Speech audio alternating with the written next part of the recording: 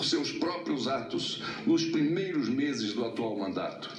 Alertei-a sobre a possibilidade de sofrer impeachment, mas não me escutaram. Coloquei-me à disposição, ouvidos de mercador. Desconsideraram minhas ponderações, relegaram minha experiência. A autossuficiência pairava sobre a razão. Contudo, senhor presidente, reafirmo que em amplo contexto, o todo dessa obra em ruína da atual administração tem também um pano de fundo ainda invisível para muitos: o sistema presidencialista adotado por nossa República. Lá se vão 127 anos de crises e insurreições, de revoltas e conflagrações, de golpes e revoluções.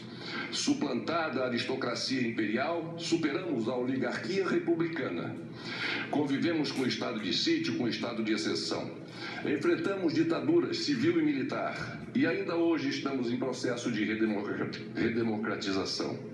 Sob o presidencialismo, usufruímos tão somente de espasmos da democracia. Não há mais como sustentar um sistema anacrônico, contaminado e deteriorado em sua essência, em sua prática e nos exemplos traumáticos de nossa República. Basta dizer que de 1926, com Arthur Bernardes, até 2011, com Lula, nenhum presidente da República transmitiu o cargo a seu sucessor sob as mesmas regras que recebeu do antecessor, tendo eles cumprido integralmente seus respectivos mandatos. Pelo visto, aquelas exceções serão mais uma vez quebradas, recomeçando um novo ciclo de instabilidades. Não podemos mais rechear nossa história com deposições, suicídio, renúncias e impedimentos. Não existe fórmula mágica dentro do nosso presidencialismo, ainda mais com uma lei nos moldes da 1079, a ressurrecta, que dá margem a permanentes ameaças a qualquer governo. Não há como recuperar esse modelo de coalizão, de cooptação e fisiologismo que envergonham a classe política. Enfim, não há como continuar tentando formar um número salvador simplesmente somando zeros. Os partidos, mais do que votar, precisam formular políticas.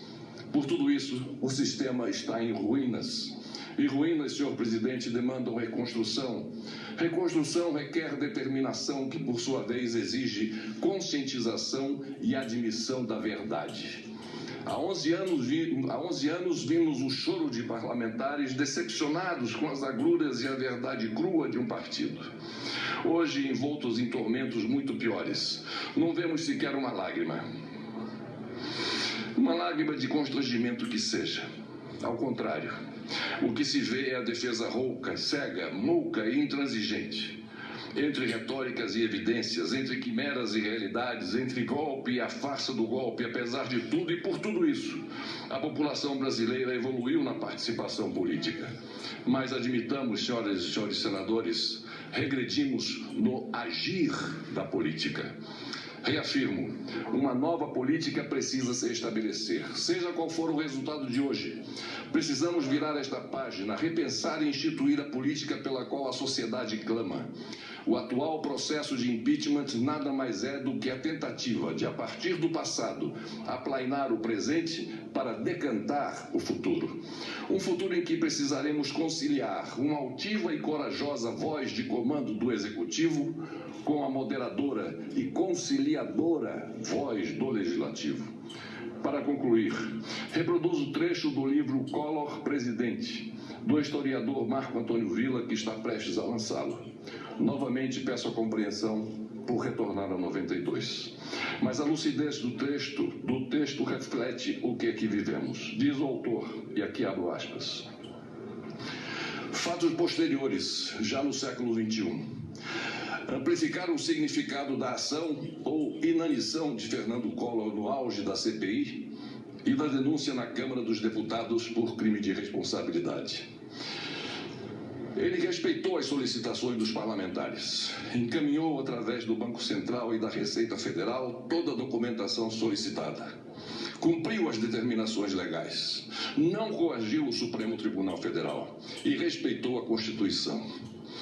Isso tudo em meio ao maior bombardeio midiático de nossa história e tendo de conviver com uma acelerada tramitação da denúncia e depois do processo, que criou obstáculos à plena defesa.